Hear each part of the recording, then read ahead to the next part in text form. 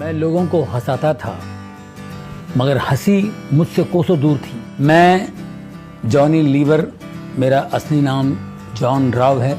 मैं आंध्र प्रदेश से हूँ। मेरे माता पिता बहुत पहले मुंबई आ चुके थे।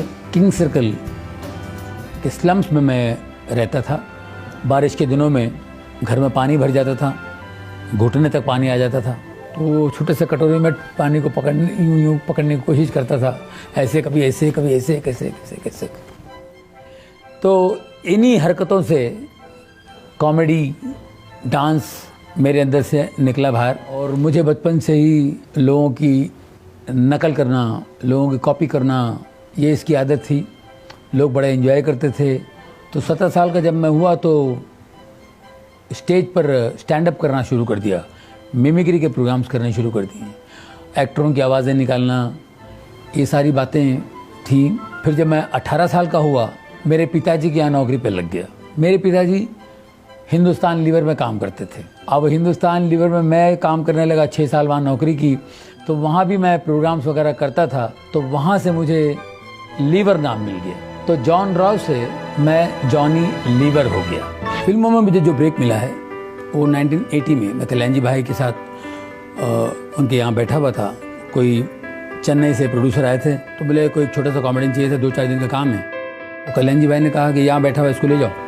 मैं शोज़ के लिए ST बसों में सफ़र करता था। 3rd क्लास डिब्बे में मैं सफ़र करता था विदाउट रिजर्वेशन। अब उसके बाद जब आप फ्लाइट में उड़ने लगते हैं तो ज़मीन आसमान का फ़र्क हो जाता है। जो हम तकलीफ़ों से उठे थे, अब अचानक आपको अच्छी चीज़ें मिल जाती हैं तो आपको उसकी आदत पड़ जाती है। अब पिछली ज़िंदगी आप भूल जाते हैं। यहाँ से हम अमेरिका जब मुझे जाना होता था तो उस वक्त डायरेक्ट फ़्लाइट नहीं होती थी, वाया लंदन जाना पड़ता था। तो फोकट की दारू मिलती थी, एरोस्टेस आती थी, हमारी दारू लेके आ जाती थी।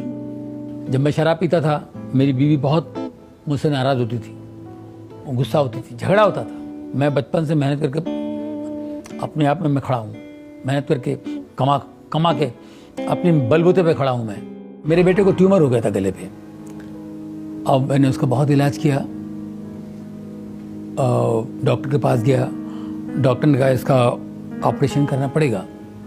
तो मैंने कहा कर दीजिए। बोले आप बेफिक्र रहो, 15 मिनट में इसको ठीक कर दूंगा। मैं ऑपरेशन थिएटर में जाता हूँ तो मेरा बेटा टेबल पे लेटा हुआ है और इतना बड़ा कट था उसका। और मैंने कहा जी क्या बात है?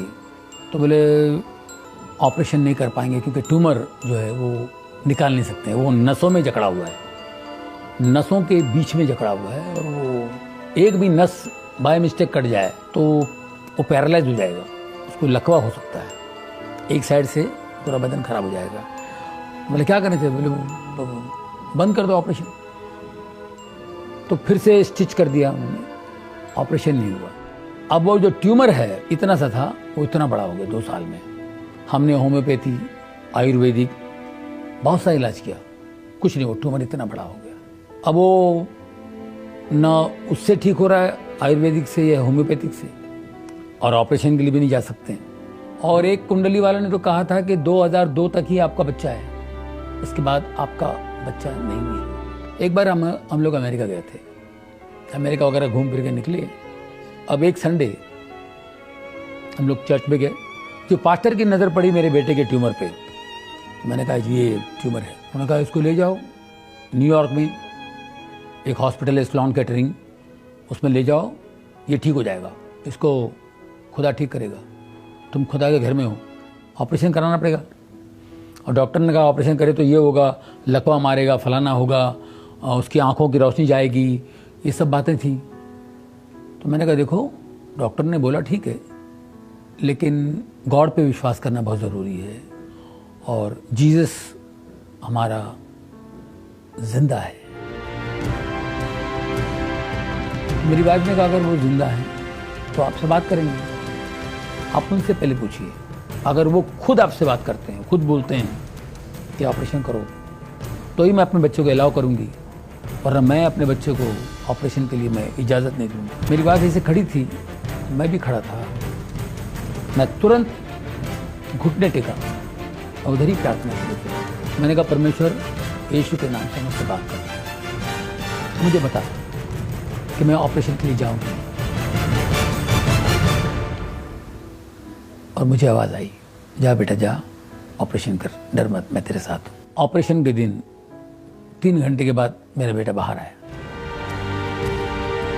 हम लोगों को डर था, जैसे कि यहाँ उन्होंने कहा था तो पैरालाइज होगा, आंखों की रोशनी कम होगी, लेफ्ट हैंड बिल्कुल 100% पैरालाइज होगा। लेकिन मेरा बेटा 3 घंटे बाद जब बाहर आया, अपने लेफ्ट हैंड से बोला, daddy I am absolutely all right. बिल्कुल ठीक था।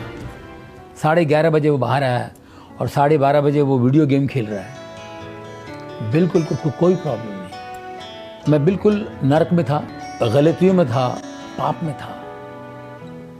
मैंने कहा कि आप मेरी प्रार्थना परमेश्वर सुनते हैं और इतना बड़ा चमत्कार हो सकता है। जिस दिन मेरा बच्चा ठीक हुआ, उसका ऑपरेशन बिल्कुल सही तरीके से हुआ, उसको जब चंगाई मिली, मेरी ज़िंदगी बदल गई। मैंने सारी चीज़ें छोड़ दी, शराब, सिगरेट, गंदी बातें बोलना, किसी के बारे में गलत बोलना। मैंने कहा उसको छोड़ दो। शराब मैं 1.5 बोतल पीता था और 4 पैकेट सिगरेट पीता था। बहुत मुश्किल था मेरे लिए छोड़ना ये। बारिश के मौसम में बहुत तकलीफ होती थी, मुझे तलब आती थी, लेकिन मैं प्रार्थना करता था कि परमेश्वर मुझे शक्ति दे, यीशु मुझे ताकत दे। जब परमेश्वर की रोशनी आती है तो एक ताकत आती है आपके अंदर, और उस ताकत से आप इन चीज़ों को फॉलो कर सकते हैं। मैं बिल्कुल नरक में था, गलतियों में था, पाप में था। मैंने कहा कि आप मेरी प्रार्थना परमेश्वर सुनते हैं और इतना बड़ा चमत्कार हो सकता है। जिस दिन मेरा बच्चा ठीक हुआ, उसका ऑपरेशन बिल्कुल सही तरीके से हुआ, उसको जब चंगाई मिली, मेरी ज़िंदगी बदल गई। मैंने सारी चीज़ें छोड़ दी, शराब, सिगरेट, गंदी बातें बोलना, किसी के बारे में गलत बोलना। मैंने कहा उसको छोड़ दो। शराब मैं 1.5 बोतल पीता था और 4 पैकेट सिगरेट पीता था। बहुत मुश्किल था मेरे लिए छोड़ना ये। बारिश के मौसम में बहुत तकलीफ होती थी, मुझे तलब आती थी, लेकिन मैं प्रार्थना करता था कि परमेश्वर मुझे शक्ति दे, यीशु मुझे ताकत दे। जब परमेश्वर की रोशनी आती है तो एक ताकत आती है आपके अंदर, और उस ताकत से आप इन चीज़ों को फॉलो कर सकते हैं।